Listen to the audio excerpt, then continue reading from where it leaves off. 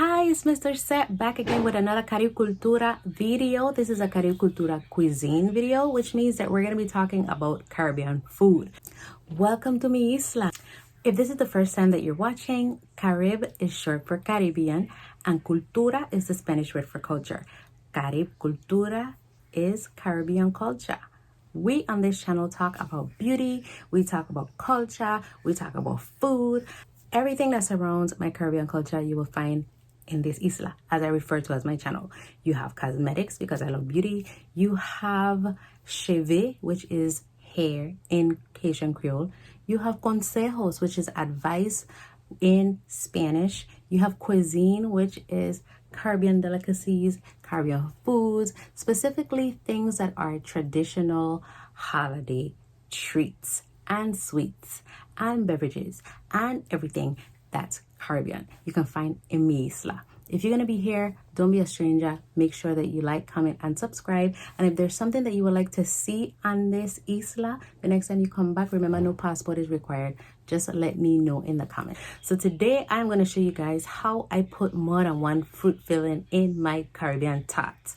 So it's no shocker that my favorite tart is coconut tart. So we're going to be doing coconut and another filling so that you guys can see multiple fillings in the tarts. Now this is something that my grandmother always used to do, and I always used to see her do, mixing tarts, because we always had our own preferences growing up. Okay, some people like guava, some people like pineapple, some people like coconut.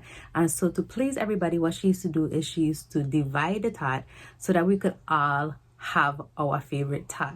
And so I just grew up doing the same thing. So it's something that I offer at CaribCultura.com.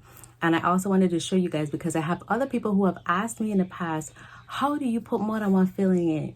Now, one thing I have to let you guys know, very important, is it depends on the consistency of your filling. If you have stew guava, stew pineapple, and you put it in, you want to make sure that the consistency is dense. You don't want anything that's too runny that could bleed over to the other filling. So you want to make sure that it is a very neat process. You want to make sure that you can trust the filling that you're utilizing. And then it's going to be seamless. It's a very simple process. So I want to show you guys what I do. Step one is obviously to get your pie pan, put it with some dough, and then get the fruit filling. The fruit filling that we are applying today is none other than the best to ever do it, coconut tart. We love coconut tart. We love the coconut because the coconut is God's gift to us. Okay? The coconut is a fruit, is a nut, is a meal, is a drink, is a everything. There's absolutely no other tropical fruit that can compare to the regular coconut. So, as you can tell, we are inputting the fruit filling. Now, when I am taking it up out of the stewed container, or the container that has the stewed coconut, we want to make sure that we are not bringing any liquid. We're trying to reduce as much liquid as possible when it comes in, because we want to make sure that once we put this filling down, that it stays put, and also that it doesn't bleed anywhere. So that's why it's very important to have control of the consistency of your fruit filling. Now, the next step is to add the second fruit filling. Now today we're going to be adding pineapple. Now we have a separate video where we show you how we stew pineapple from scratch, and so we're gently doing the same process. But as you can tell, we make sure, and especially with the pineapple, you see the difference in the utensil that I'm using. We want to make sure that we don't bring any liquid in with us. We want to make sure that the filling is dense. And as you can see, this is crushed pineapple. It's not watery or mushy or anything like that. So it is very, very dense. It stays in place, and we want to make sure that there's a clear separation between the coconut and the pineapple. You don't want to have anything that could contaminate the fruit filling. You don't want anything that could cause it to bleed from one area to the other. So as you can tell, I'm very precise with my placement, and I want to make sure that we have the separate divider, a straight line, that we keep them apart from one another. Awesome.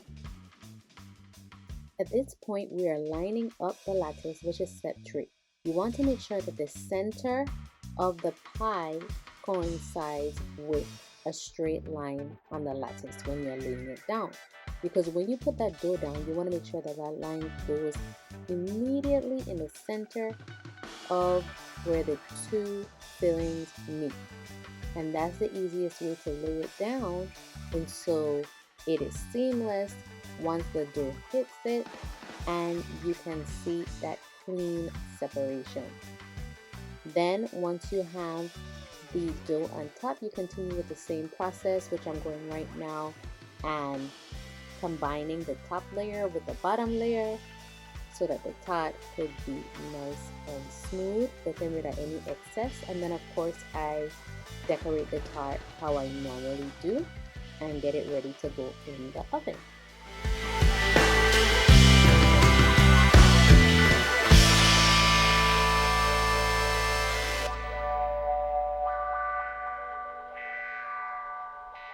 There is absolutely nothing that makes me happier than when I can lay the dough down seamlessly for one of these 2 filling tarts. It is so much gratification to be able to just look at the tart and say, oh yeah, you did that, you did that, you did that. So there you have it.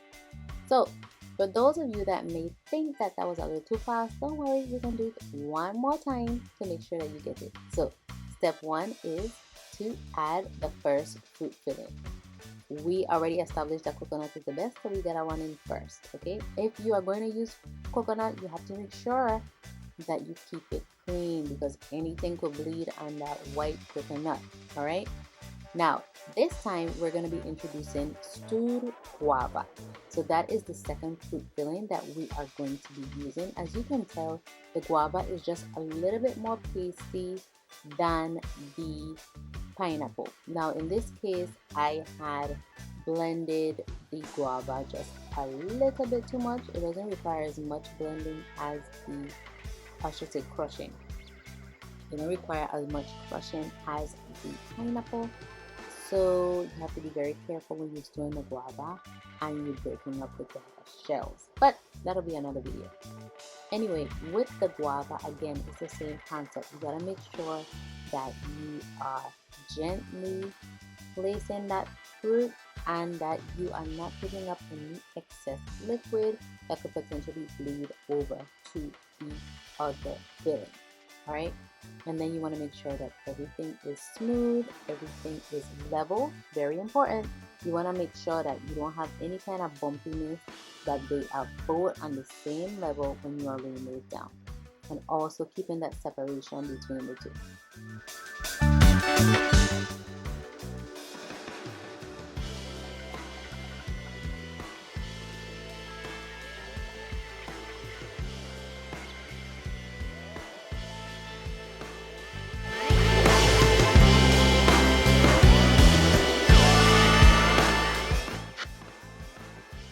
Okay, so for step 3, we're gonna line up the lattice. Now, this goes a little bit too big for me, so just bear with me. I wanted to make sure that you guys see the center of the lattice. Now, it's doing a little bit too much for this one here because this one went a little bit off, and I want to show you how to fix that. Okay, so you can see that while I was putting it on, I shifted it by mistake. The top layer, I shifted it, and so because of it, the back of the dough got off centered. Okay, now at this point there are 2 options. You could either lift up the dough, and that's if the dough is not as thin. This dough was thin, so I attempted to start, but then when I see that the dough started to separate, I was like, okay, lifting is not an option. And then the next option would be to just slightly move over the filling, which is what I do. So the 2 options are to lift up the dough and just shift it in the area that is not centered. And if that is not an option, then your next option is to simply use a utensil like I did with this butter knife and just separate that line one more time. Okay, and so with the tart being laid on there, one thing about dough, you can mix them together, you can fix any imperfections with just a little patience, and a little blending. Okay, so at this point we are getting rid of the excess, and there you have it.